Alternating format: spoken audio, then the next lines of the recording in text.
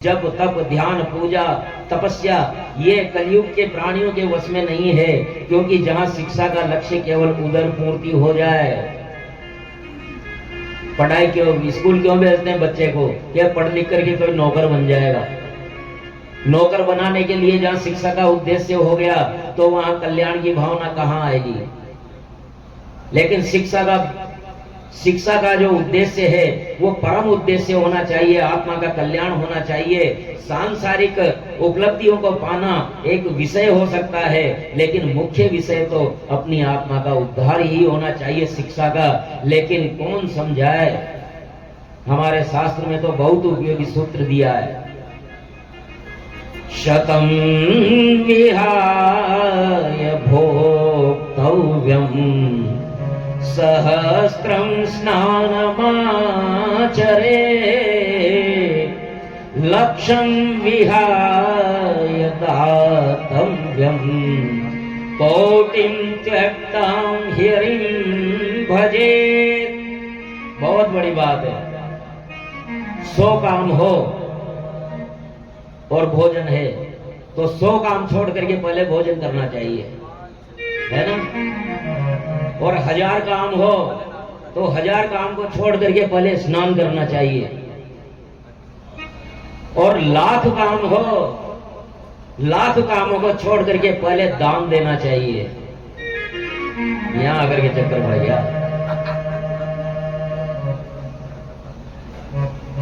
और करोड़ों काम हो, करोड़ों काम हो, लेकिन करोड़ों काम को छोड़ करके भी हरि भजन करना चाहिए।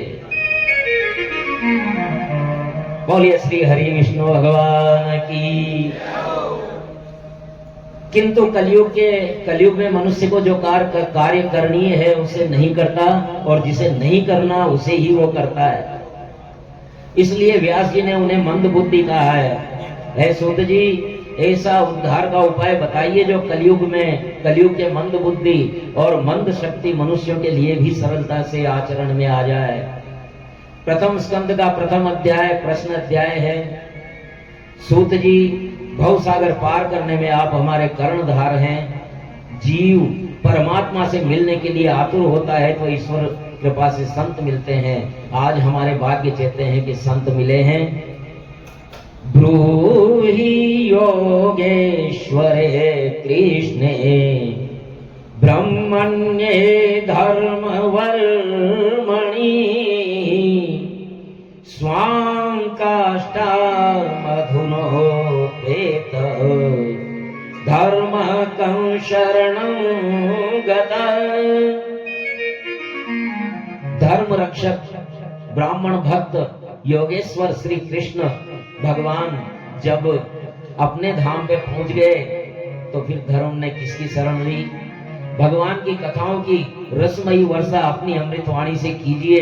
अनेक जन्मों के पुण्य उदय होने पर अधिकारी वक्ता से प्रवचन सुनने का अवसर मिलता है। ये सोनकादिक ऋषि कह रहे हैं, जब हजारों पुण्य उदय होते हैं ना, हजारों जन्म के, तब अधिकारी श्रोता तो बहुत सारे श्रोता होते हैं, लेकिन अधिकारी श्रोता, अधिकारी कौन होगा? अधिकारी वो होगा जो कह रहा है, जो कर रहा है कि नहीं। पर उपदेश कुशल बहु तेरे जे आचरई ते नर न घनेरे। उपदेश तो हर आदमी उपदेशक है, हर आदमी प्रवचन करता है, हर आदमी ज्ञानी है, लेकिन वो उन आचरणों को करता भी है क्या? अगर करता है तो वो अधिकारी है कहने का। क्योंकि एक माँ अपने बच्चे को लेकर के हमारे पास आई कि ये गुड़ बहुत खाता है और पेट में पटारे हो गई, बड़े कीड़े पड़ गए, लेकिन ये गुड़ खाता मानता नहीं है, तो अब क्या करें? तो भाई आज मैं कुछ नहीं कर सकता, 7 दिन बाद आना। तो 7वें दिन उन्होंने कहा बच्चे से कि भैया गुड़ मत खाना, और उस बच्चे ने गुड़ छोड़ दिया। माता ने कहा कि ये पहले दिन भी तो कर सकते थे कि नहीं, उस समय मैं भी गुड़ खाता था, अब 7 दिन से मैंने गुड़ नहीं खाया, तो इसलिए मेरी बात का असर है। तो उपदेश तो दे दे, गुड़ नहीं खाना, और खुद गुड़ खा रहे, बड़ जी बच्चा खावे और ओरा ने पच करावे। तो अधिकारी श्रोता वो है जो कह रहा है, वो कर रहा है कि नहीं कर रहा है। तो हजारों जन्मों के पुण्य उदय होते हैं, तब जाकर के अधिकारी श्रोता मिलते हैं, श्रोताओं से प्रवचन सुनने का अवसर मिलता है। इसलिए सूत जी महाराज कृपा करें। वक्ता की प्रशंसा पर सूत जी ने कहा, वक्ता और श्रोता दोनों विनयी होने चाहिए, ईगो नहीं टकराना चाहिए किसी का भी। आप शांति से सुनते हो तो मेरा मन भगवान में स्थिर होता है। प्रभु प्रेम में पागल हो किंतु मेरा कल्याण हेतु प्रश्न पूछते हो। देखिए कितने विनयी हैं सूत जी महाराज। सोनकादिक ऋषियों से कह रहे हैं कि आप लोग प्रभु प्रेम में पागल हो, लेकिन मेरा कल्याण हो जाए इसलिए आप भगवान की कथाओं के प्रश्न पूछ रहे हो। आप भगवान की कथाओं के प्रश्न पूछेंगे, मुझे भगवान का ध्यान होगा, भगवान का ध्यान होगा तो भगवान के गुणानुवाद निकलेंगे और उससे मेरा भी कल्याण होगा, केवल आपका नहीं। सूत जी महाराज अपना भी इसमें कल्याण देख रहे हैं, तो मैं अपनी वाणी को पवित्र करूंगा कथा सुना करके। और सबसे पहले सूत जी महाराज सुखदेव जी महाराज का ध्यान करते हैं। यम प्रवजन्तमनुपेतमपेत कृत्यं द्वैपायनो विरह कातर आजुहाव पुत्रेति तन्मयतया तरवो विनेदु तं सर्वभूतहृदयं मुनिमानतोऽस्मि।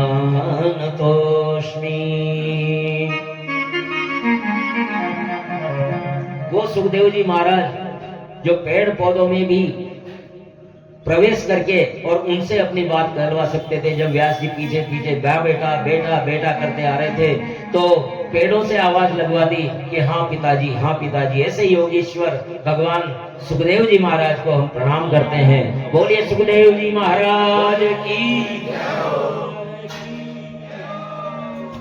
नारायणं नमस्कृत्य नरं चैव नरोत्तमं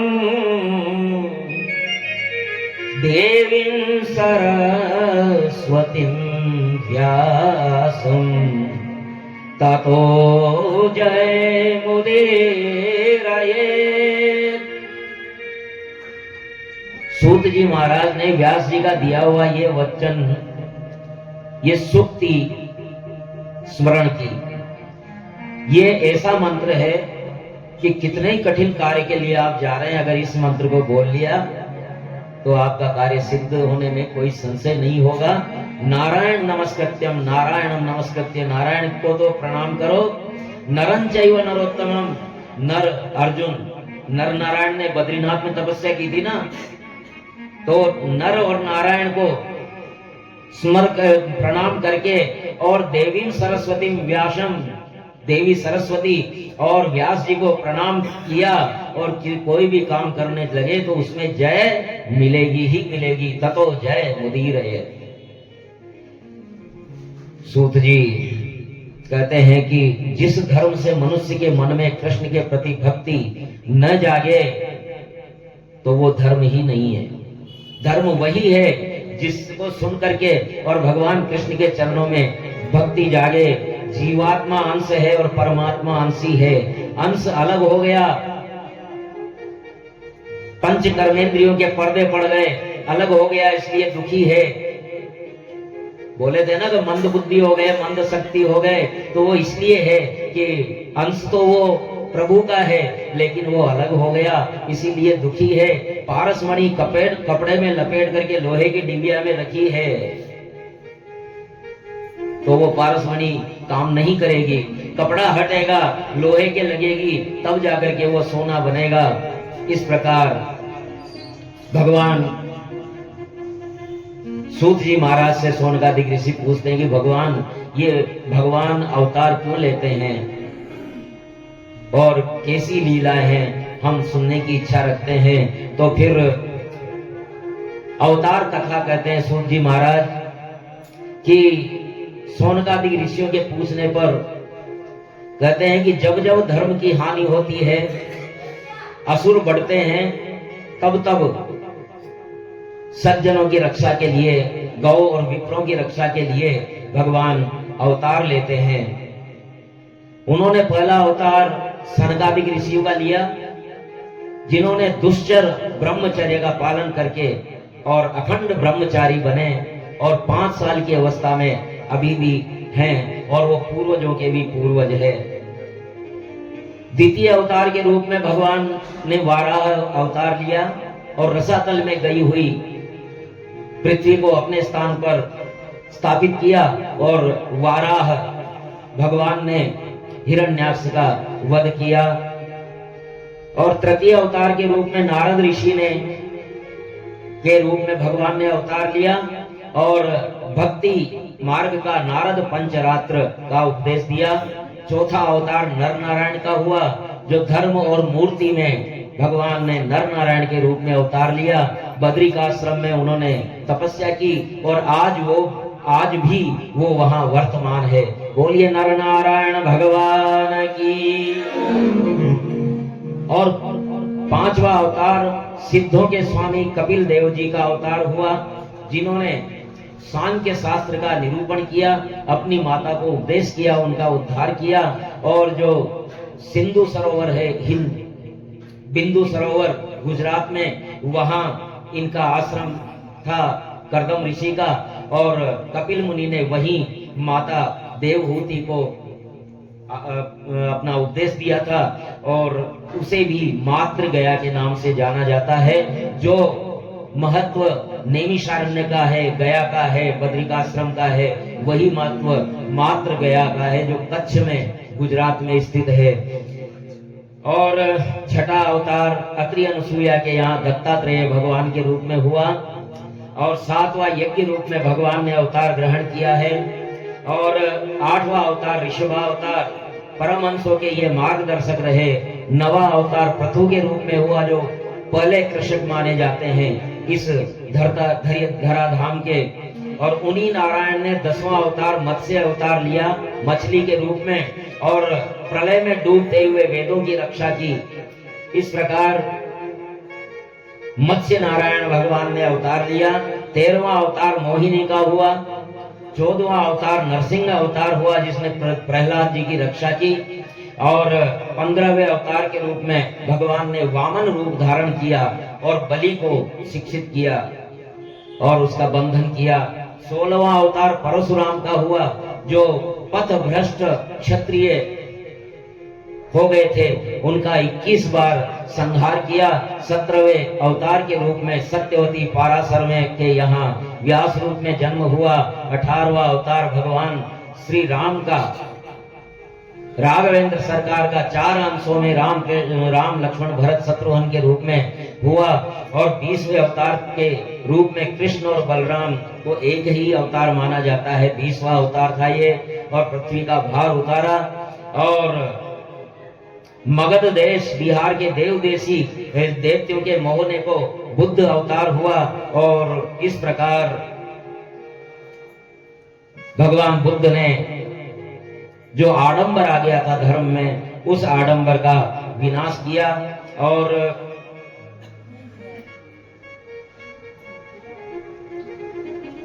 इस प्रकार से कलयुग के अंत में राजा लोग जब लुटेरे हो जाएंगे, तब विष्णु यश ब्राह्मण के यहाँ कल की रूप में अवतीर्ण होंगे, शंबल नाम के गांव में, संबल नाम के नगर में। और यह संबल कौन कौन जानता है?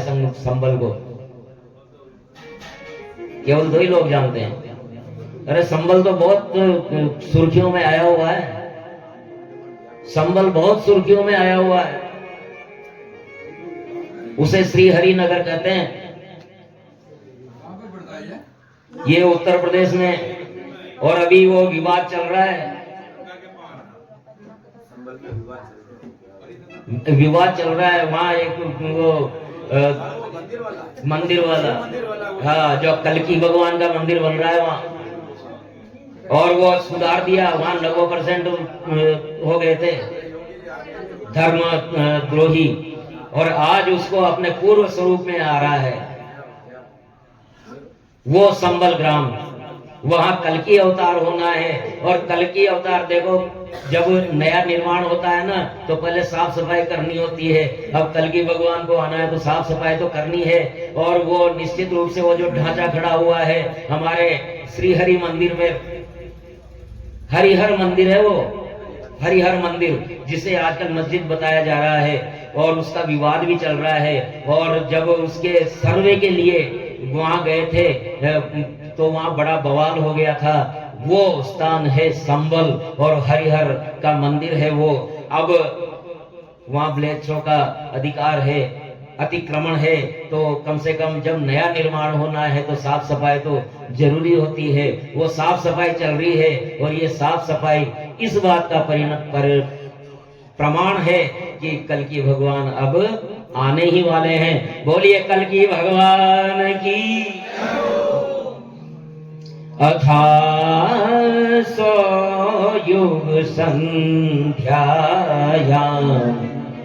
दस्यु प्रायेषु राजसु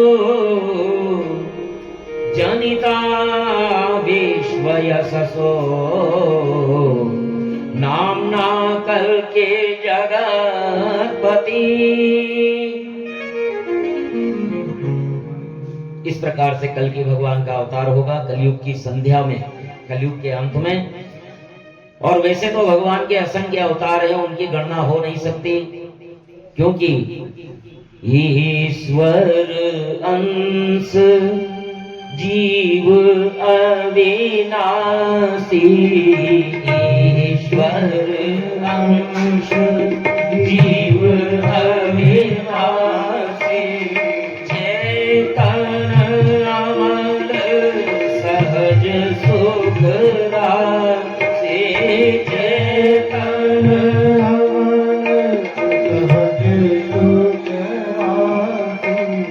श्री राम जय राम जय जय राम, श्री राम जय राम जय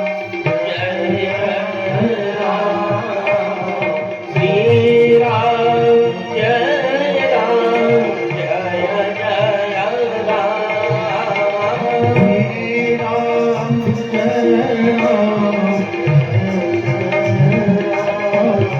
श्री राम जय राम जय जय राम।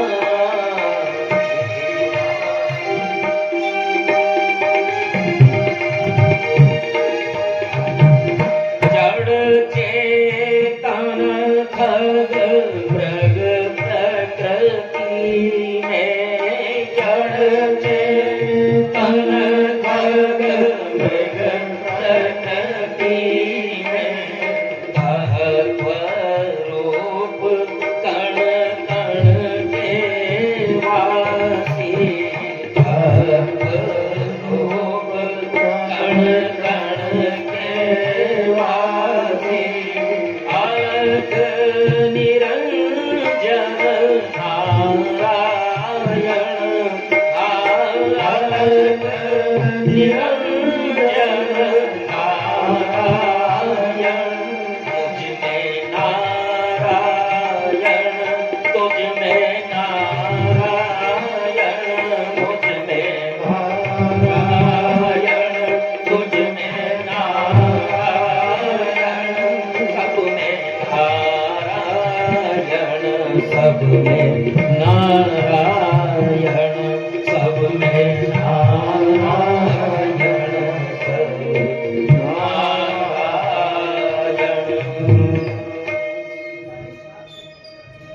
जगत के कण कण में व्याप्त है वो। तो इस प्रकार अनेक प्रश्न पूछते हैं और सूत जी महाराज उनकी समस्याओं का समाधान करते हैं। सबसे पहले वो बताते हैं कि व्यास जी महाराज 17 पुराण और महाभारत लिख चुके थे, लेकिन उनके मन को संतोष नहीं था, बड़ा असंतोष था। तो नारद जी वहां आए और नारद जी ने आकर के कहा, व्यास जी महाराज क्या बात है, अरे आपके 17 पुराणों के बड़े चर्चे हो रहे हैं। और महाभारत पुराण का तो क्या कहना, महाभारत तो आपने निचोड़ लिख दिया है सभी शास्त्रों का। बहुत अच्छा है। व्यास जी बोले कि बहुत अच्छा तो है, लेकिन मेरे मन में संतोष नहीं हो रहा। मुझे लग रहा है कि कुछ बचा हुआ है अभी। मेरा मन असंतोष है, खिन्न है। तो इस प्रकार व्यास जी ने बहुत कुछ स्वाध्याय किया, प्राणायाम किया, रचना की, शोध कार्य किया, सब कुछ किया, लेकिन मुझे शांति नहीं मिल रही है। तो नारद जी ने कहा कि ऐसा कुछ नहीं है, आपने जो अब तक लिखा है ना, वो दृष्टा की भांति लिखा है कि आप देख रहे हैं, आप ऊपर हैं और जो हो रहा है वो नीचे है। अब एक भक्त की तरह आप लिखिए, भक्ति प्रदान ग्रंथ लिखिए। और जब आप भक्ति प्रदान ग्रंथ लिखेंगे तो फिर आपके मन को शांति मिलेगी।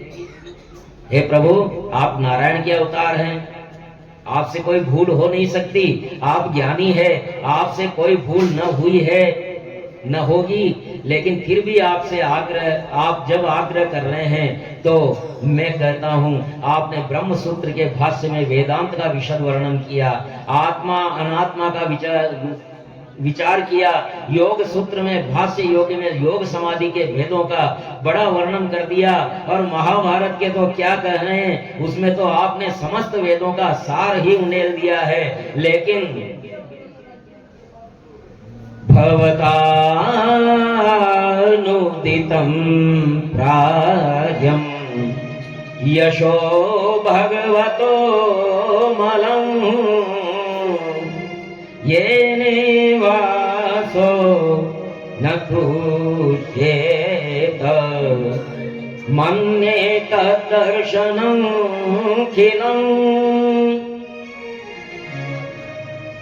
धर्म ज्ञान योग के आधार श्री कृष्ण है और उनकी आत्मा श्री कृष्ण है। इसलिए कथा का आपने प्रेम पूर्वक वर्णन नहीं किया है। इसलिए अब प्रेम ग्रंथ लिखिए। और कलयुग में के जीवों का उद्धार के लिए आपका जन्म हुआ है। व्यास जी का जन्म क्यों हुआ? कलयुग के प्राणियों के उद्धार के लिए व्यास देव का जन्म हुआ है।